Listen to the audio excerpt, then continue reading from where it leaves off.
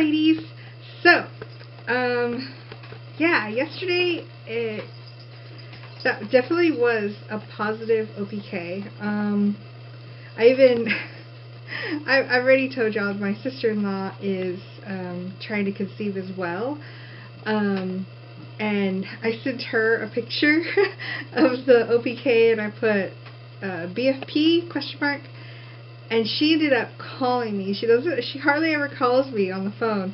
So she was just like screaming, and she's like, "Hold on, I thought you just got your HSG done." I was like, "Yeah, I just did." I was like, "This is an OPK," and she's like, "Oh, I thought it was a pregnancy test." I'm like, "No," it's like on the strip it says LH, and she was like, "I didn't even pay attention to that." So I felt really bad that she got all happy for me or whatever.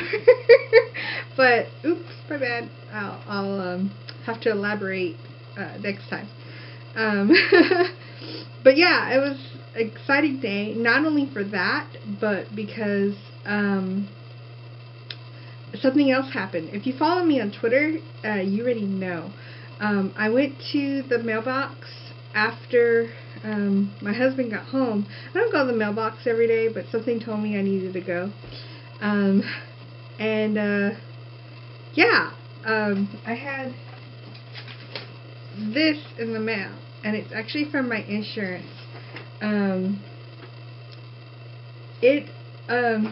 Little backstory to it. When I went to the doctor to get a referral to an RE the second time, I remember making a vlog about it. They told me that the referral that was in the computer, the original referral, was saying it was for long cycles, not for infertility.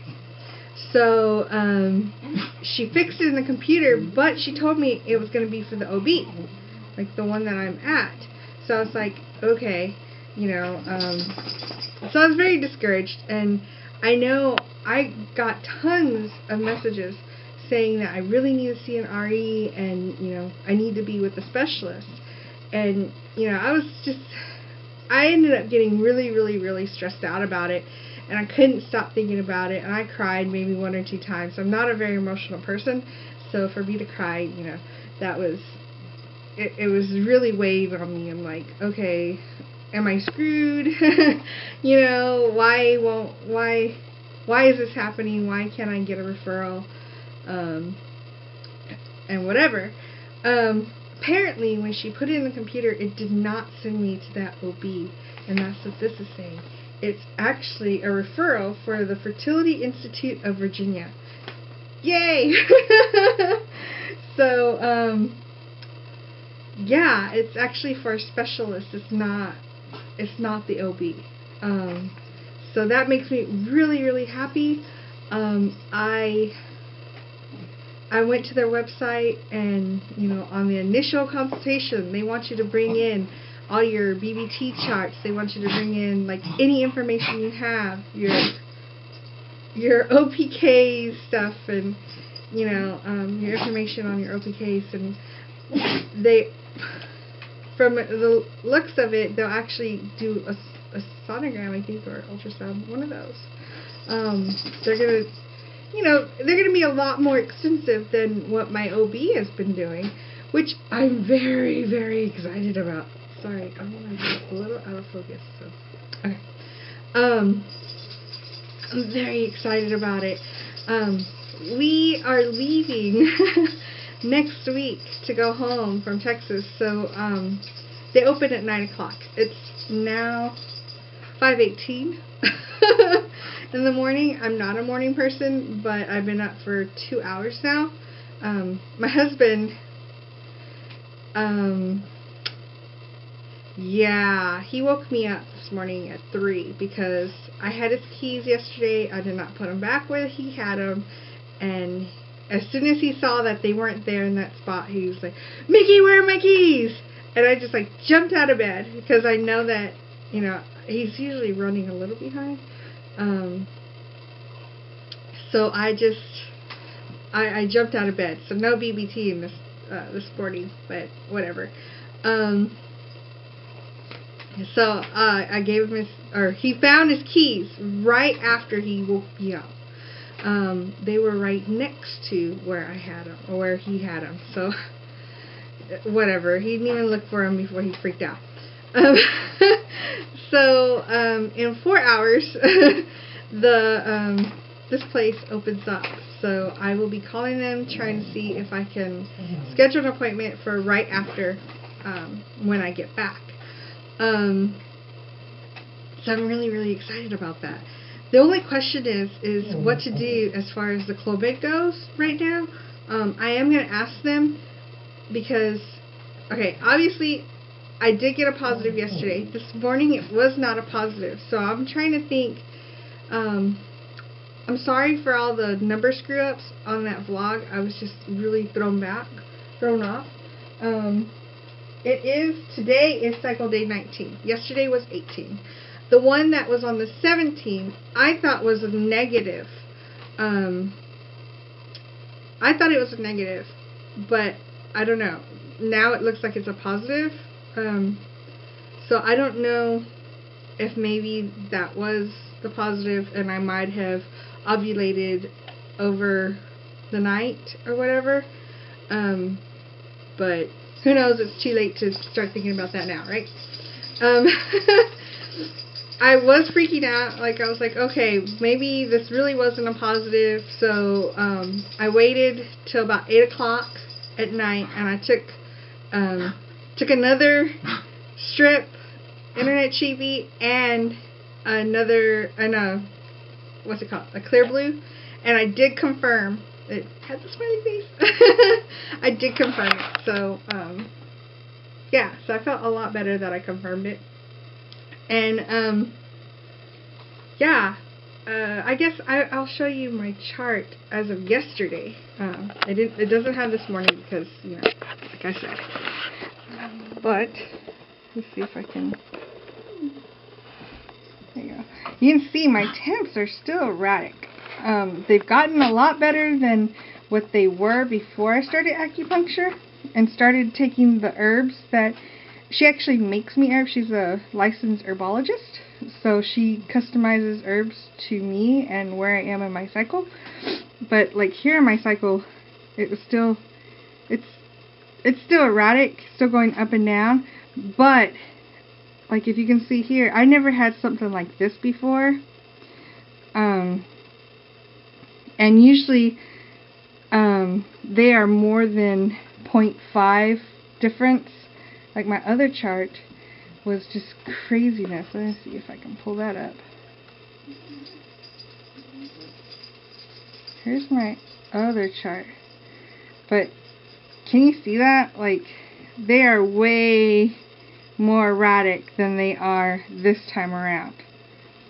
So yeah, especially right here. You see that big old spike. And that's like more than a degree. And yes, I am waking up at the same time every morning. These were oral temps, and now I'm doing the vaginal temps, which could be more of the reason why I seem to be more not as erratic. But I've been using my other app, my P Tracker app, for my oral temps, and those are less erratic as well.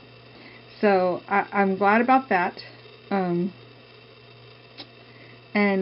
yeah, you can see it was going down as of yesterday.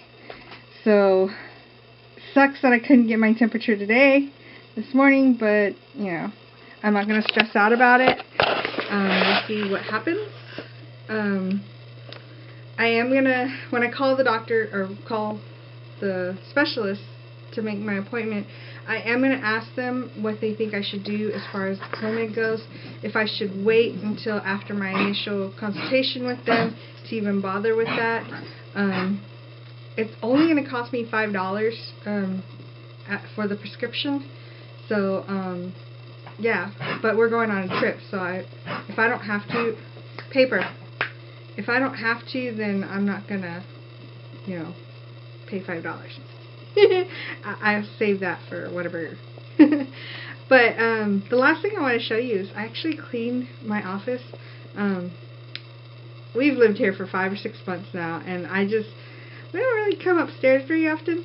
And I still had quite a bit of boxes that I need to put up here. So I'm going to show you what I've done to my office. Alright, so let me get out. This is one corner, as you can see, my Texas Rangers flag. I have one of my suitcases there. That's a closet. I love jazz, so I have a little jazz thing right there. Like, these are actually all kid books. The ones on the bottom my mom gave me, those are like nursery rhymes and stuff that I used to read when I was a kid. Like, those were the ones that I always would look through when I was a kid. And then the ones on the bottom on this side are books, the tall children's books that I used. I taught a kindergarten writing class, so those are part of the books that I bought off of half.com, and usually they were like $1 or maybe like 50 cents or something, and then I had to pay shipping, so it would still come out to like maybe $3 or $4. And that's really good because I would have to pay more, you know, if I bought them from the store. Then I have some more children's books that I bought. I have a poster of the Ranger Stadium, the ballpark. Sorry, I haven't worked with my filing cabinet yet. My filing cabinet, this one actually has all of my music and my books that I use for my students, my private lesson students. And then this one has my professional magazines, my portfolio. That big old folder right there is my portfolio. Professional books. You know, that's like my professional bookcase. And then I have a jazz poster, my favorite jazz poster over it. Has the greats on there. And then there's another corner. That thing on the wall is really cool. It leads into an attic, and you can put stuff in there. So I have a lot of stuff. This is pretty cool. Last year, Philip Spark is a well-known composer, and I played with the Savannah Winds. It's a community band in Savannah, and he actually composed a piece for us, and he flew in from England to conduct us, and so I got him to sign my music. I played baritone sax for that, and yeah, I got him to sign my music, and I framed it, and it's so cool, and I got to have lunch with him, and it was great. And there's my desk, and this is Paper's chair. As soon as I set it up, he made himself comfortable. And there's the dogs. They're not used to being up this early in the morning. Hey guys. Sit.